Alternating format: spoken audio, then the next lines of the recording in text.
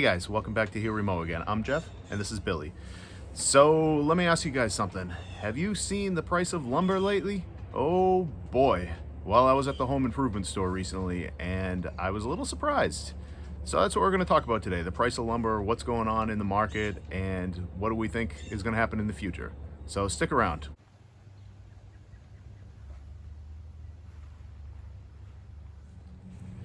I know this content is a little different from what I usually put out, but I think it's important that everyone kind of tunes in and knows what's going on. As a DIY guy, the changes in raw materials certainly has a huge impact on my overall budget in any projects that I'm going to do.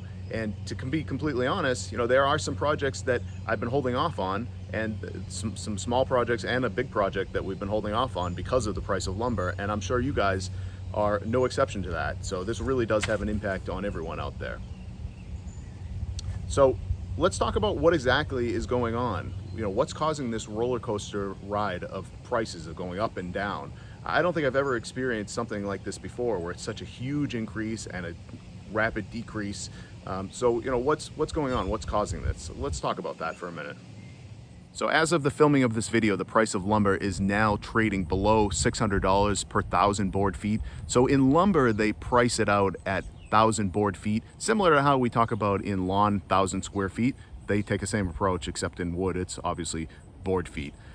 That's still the $600 per 1,000 board feet is still above the 1-year low price, which was just under $500. It was like $490 or something like that. Fortunately, we've seen about a 60% reduction from the absolutely insane price, which is the high of $1,700 per 1,000 board foot, which was back in May. I don't know if you were at Home Depot or Lowe's back in that time, but the price of lumber was out of control. And just for simple 2x4s or OSB or whatever it is you're trying to buy, lumber was just insane. So I think a lot of it sat on the shelf for a while. People really held off and didn't buy lumber unless they really had to. And I know personally, I didn't buy any unless I absolutely had to, because it was just a big investment to make. But the question that I always go back to is, what exactly is causing these huge price swings?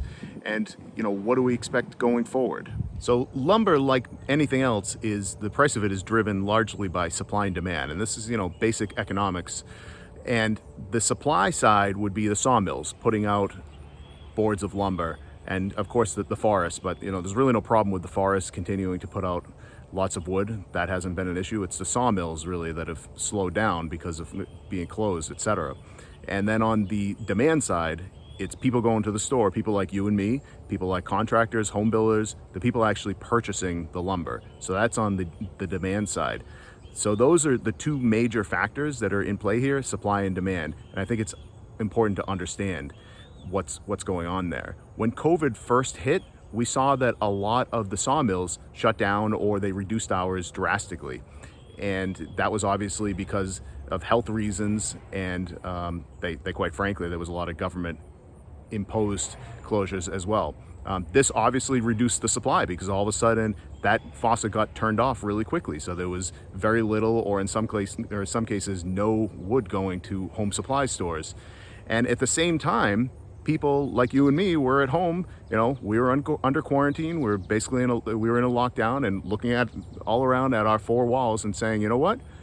I think there are some improvements I can make. So we started looking for, maybe we were just looking for other things to do because we were bored. But I think that, as we sat down in our houses and we were looking around, we realized that, hey, there are maybe some improvements I can make while I'm here. So we went to the store and we bought some lumber and we started to do some projects. Well, that increased the demand at the same time when supply was going down. So you can kind of see what's happening.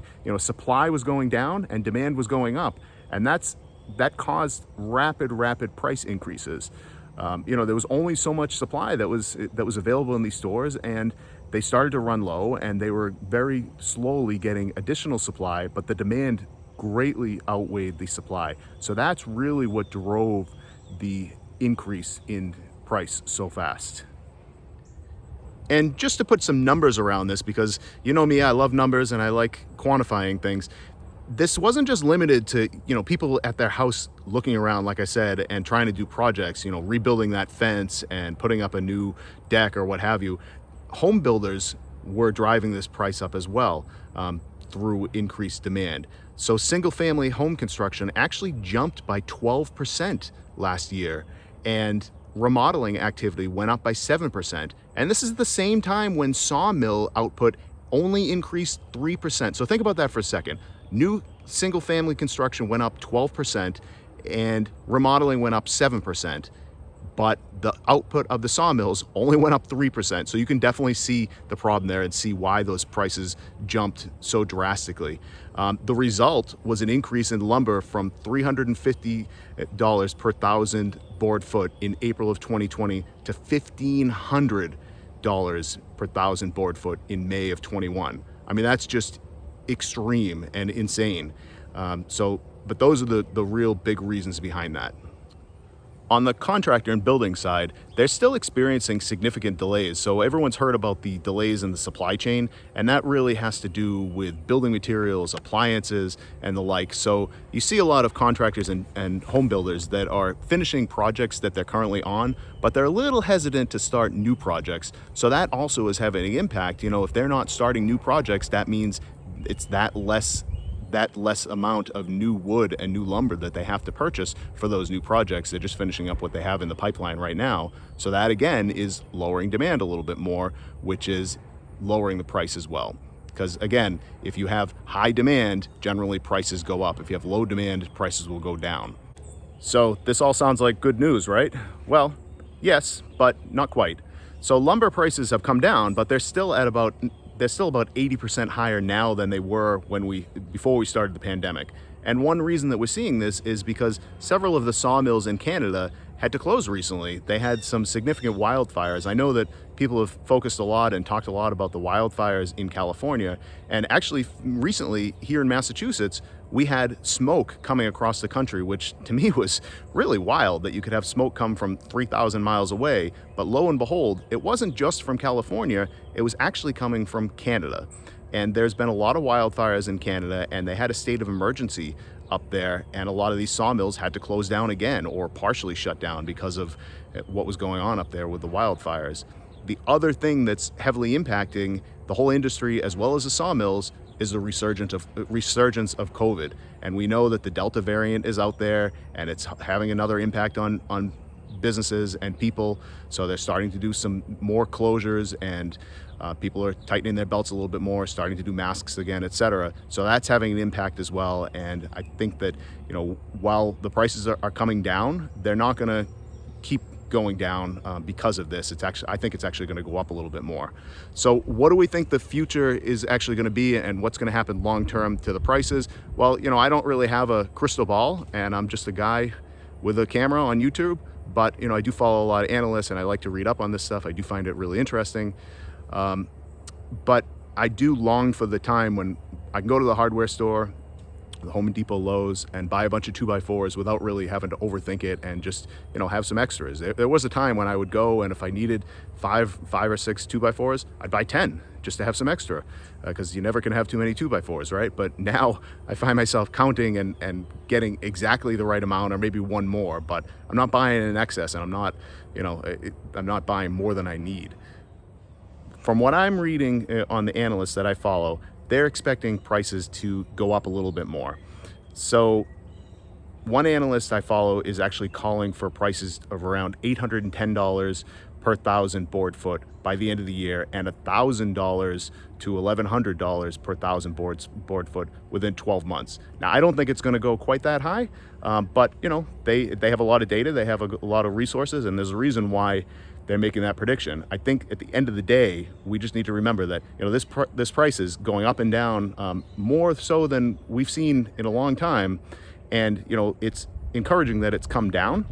And I think that's a great thing, but I do expect it to go back up a little bit with everything going on back with the, you know, COVID becoming more of a problem, the Delta variant, and the wildfires in Canada.